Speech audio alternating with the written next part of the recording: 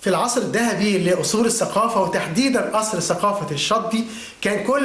كل الناس على موعد دايما مع المسابقات الفنية والثقافية اللي فعلا ممكن تفرز مواهب حقيقية. وكان من بين المسابقات دي مسابقة فارس القصر. تبنى هذه المسابقة وأشرف عليها بوقتها الشاعر السكندري الكبير أحمد أدري. أنا بهدي القصيدة دي لشباب فارس القصر وبقول له: اطلق حصانك في البراح يا فارس الحلم الجميل، شق فجرك باجتياح، خطي صعب وعدي ليل، في عيونك حلم ومشوار وفي قلبك عشق الثوار، وهتطلع مع كل نهار بتأذن وتشد الحيل، اعشق وطنك وناسك وارسم على كل دار، ارفض لحظة سكاتك ينطق صمت الجدار، واطلع بره البيوت وابدر حبك ياقوت، غني وبأعلى صوت غنوة شمس النهار،